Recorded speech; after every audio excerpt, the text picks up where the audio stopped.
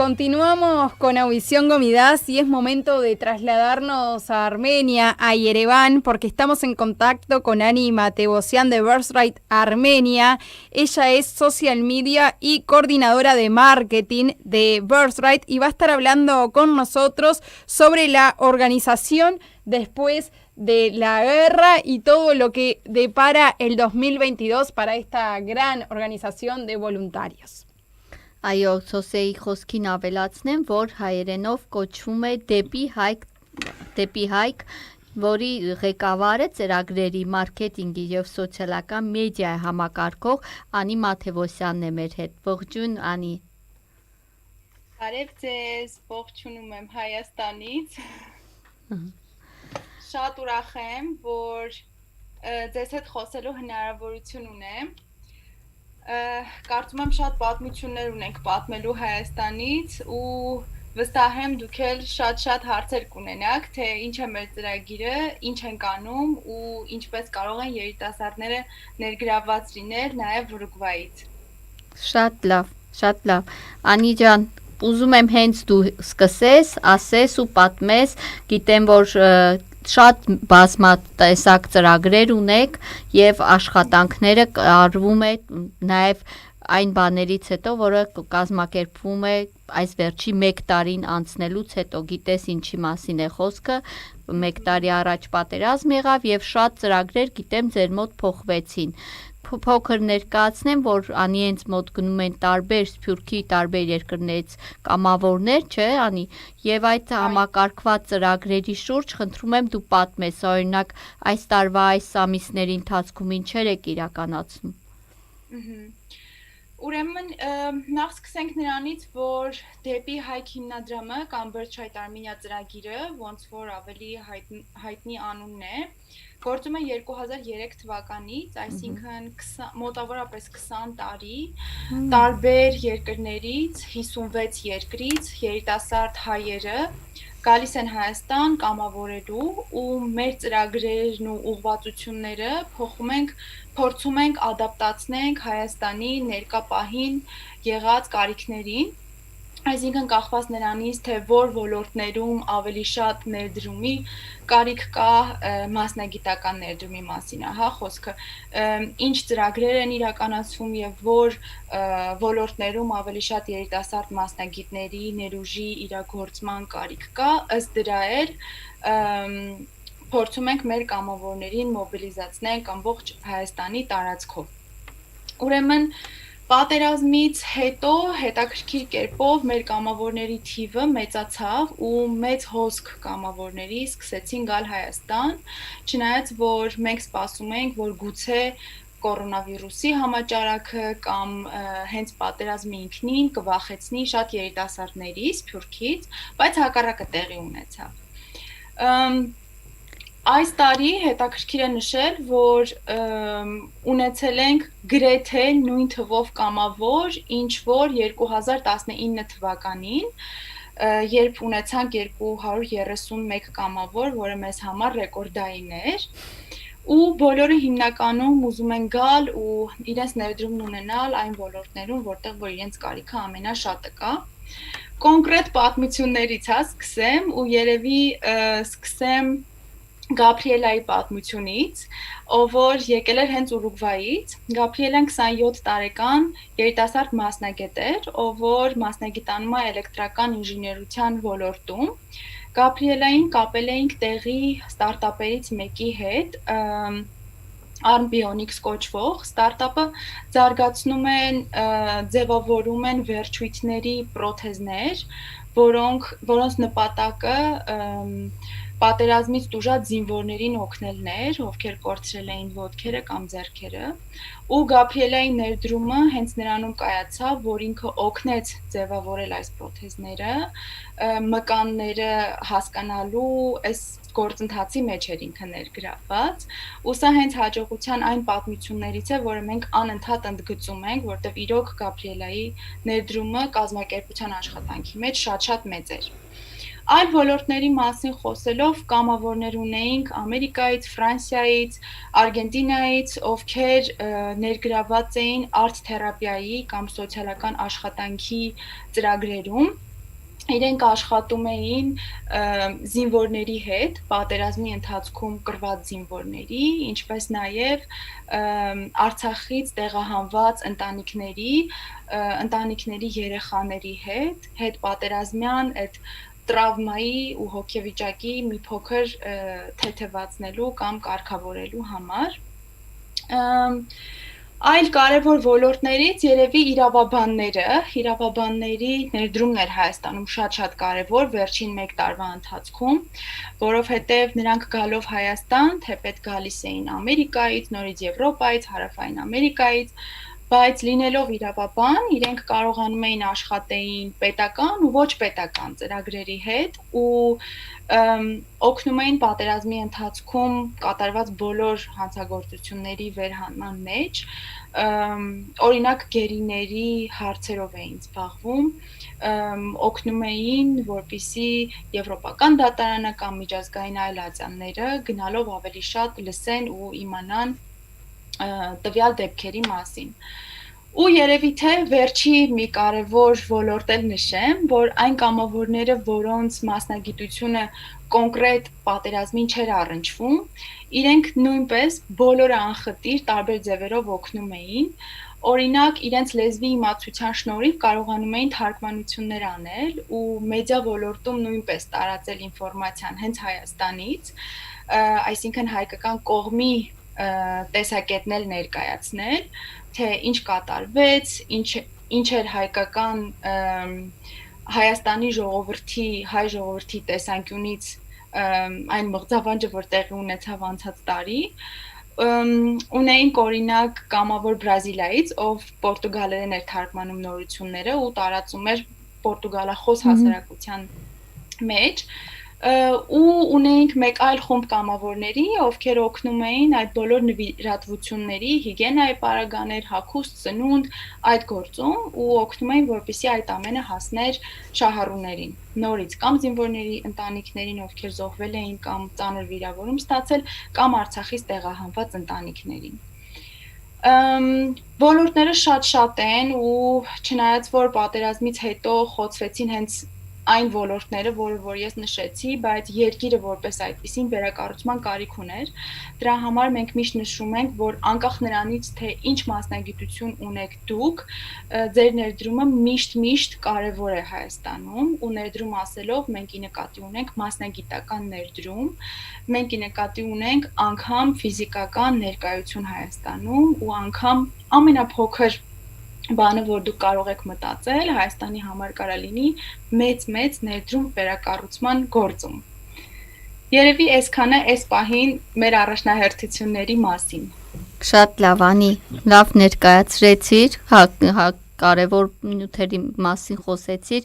այ կուզենամ ավելի շատ հիմա ասես այս տարի ձեր համար ավելի նախընտրելի, կարևոր ու շատ սիրելի ծրագրերի աշխատանքների մասին, հիմա ինչով եք ավելի շատ զբաղվում, ինչի վրա եք ավելի շատ կենտրոնացած։ Տեսեք, ոնց որ եղել է այս վերջին 20 տարիների ընթացքում, մեր գործունեությունը մնում է նույնը, այսինքն փորձում ենք տարբեր երկրներից հայ երիտասարդներին ոգևորել ու կոչ անել, որպեսզի գան Հայաստան, այստեղ իրենց մասնագիտական ներդրումն ունենան, բայց եթե նպատակների մասին ենք խոսում, երկու կոնկրետ նպատակ հա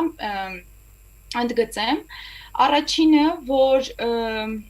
թվերով մի քիչ պատմելու համար, մինչև հիմա մենք ունեցել ենք 2200-ից ավել կամավոր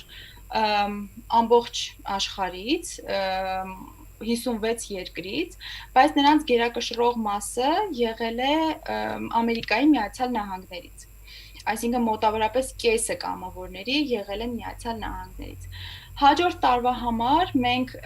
ուզում ենք թիրախավորենք հենց հարավային Ամերիկայի երկրները,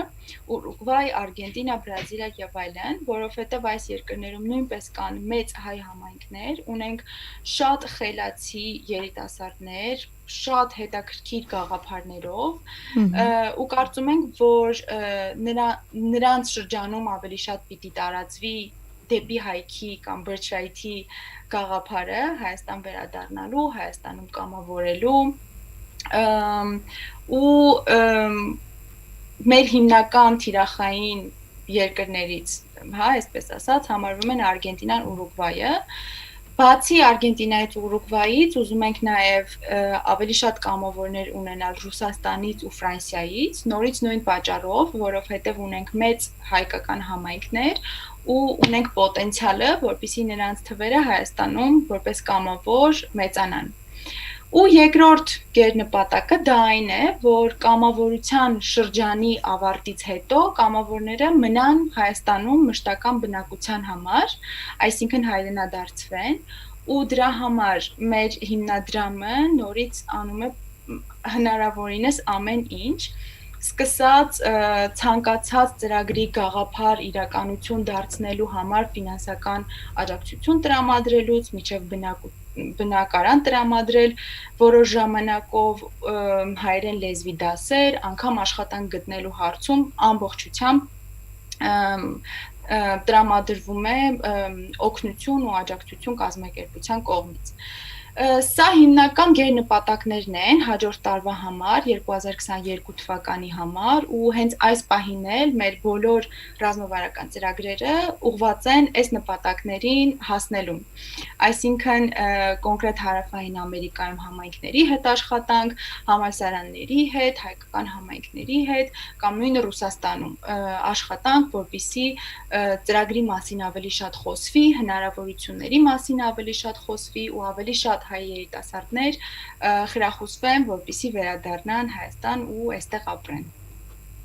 Բարձր է։ Ինձ թվում է բոլորը լսեցին, որ ասեցիք, որ ֆիզիկական ներկայացությունը դա, այսինքն երբ այդտեղ են իրենց ֆիզիկական ներկայությամբ կարող են օգտակար լինել որպես կամավոր կապված անկախ նրանից ինչ մասնագետ են եւ ինչ մասնագիտություն ունեն, բայց նաև կուզենայի ասես օրինակ 20 տարվա ընթացքում, որ եկել են, օրինակ ձեր փորձով, ստատիստիկա, կան մարդիկ, որ մնացել են մշտական ապրելու համար։ Ծրագրին մասնակցողների գրեթե 12%-ը ապրում են Հայաստանում այս պահին, այսինքն նրանց թիվը մոտավորապես 260 հոգի է։ Հետաքրքիր է նշել, որ այս տարի 2020 թվականին, 21 թվականին ամենամեծ թվով հայրենադարձվող կամավորներ ունեցանք, մոտավորապես 40 հոգի, որ բոլորը որոշեցին մնալ Հայաստանում։ Ու իրենցից շատերը ինչ որ աշխատանք են գտնում, շատերն էլ որ ուզում են իրոք ունեն գաղափարներ ու ուզում են իրենց նախաձեռնություն ունենան Հայաստանի համար, սկսում են աշխատել ինքնուրույն կամ խմբերով այն ընկերների հետ, որոնց ձեռք են բերել բրճայթի ընթացքում, բրճայթ ծրագրի շրջանակներում կամավորության ընթացքում։ Էլի օրինակ բերելու համար ունենք All for Armenia նախաձեռնությունը, որը նախաձեռնվել է մեր նախկին կամավորների, ներկա շրջանավարտների կողմից։ Իրենց գործունեությունը սկսեցին նորից ֆինանսական աջակցությամբ մեր հիմնադրամի կողմից ու շարունակաբար տարբեր հանգանակությունների միջոցով կարողանում են իրենց ծրագրերը շարունակեն Հայաստանի տարբեր մասերում։ Այս պահին կենտրոնացած են Գորիսի վրա, որովհետև գիտենք Գորիս, Մեղրի եւ այլն մի փոքր դեռ լարվածություն կա պատերազմից հետո ու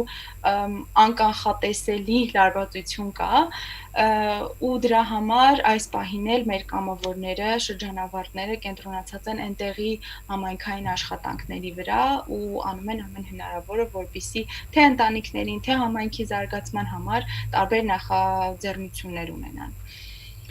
Այդպես, այսինքն իրենց թիվը հասնում է արդեն 260-ի հայրենադարձվողների ու հայրենադարձությամբ հետաքրքրվողների թիվը, անգամ այն կամավորների շրջանում, որ իրենք արդեն վերադարձել են իրենց երկրներ, նույնպես շատանում է հաջորդ տարվա համար ու իրոք հուսով ենք ու մեծ սպասումներ ունենք, որ ավելի շատ վերադարձող կամավորներ կտեսնենք ու Հայաստանում բնակություն հաստատող կամավորներ կտեսնենք նաև հաջորդ տարվա ընթացքում։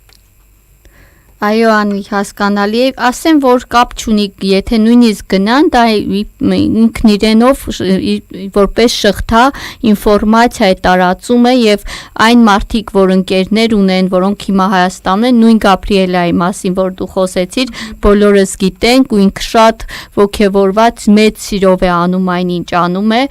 ու այն մարդիկ, ովքեր այդտեղ են, իրենք հենց ինֆորմացիան տարածում են եւ ես հավատացած եմ, որ շատերը ուզում են եւ եթե հնարավորություն լինի կգան եւ կմասնակցեն այդ բոլոր կամավորական աշխատանքներին։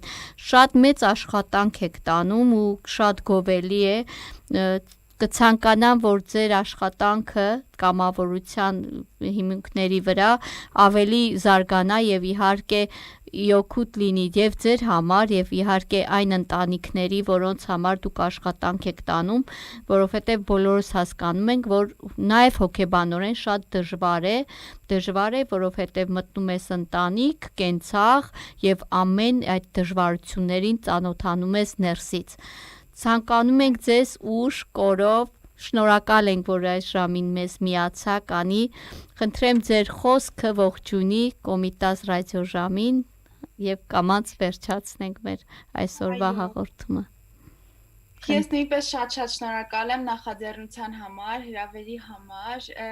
շատ գովելի է այն ամենը, որ Կոմիտաս ռադիոն ինքնին անում է հենց Ուրուգվայում հայ համայնքի համար, որովհետև սա էլ հայկական ինքնությունը պահելու համար ամենամեծ նախաձեռնություններից մեկն է, որ կարելի է անել Սփյուռքում գտնվելով։ Գուցե ռադիո լսողներին մի բան ասեմ, որ կամավորության համար երբեք թող ծրագրի մասնակցության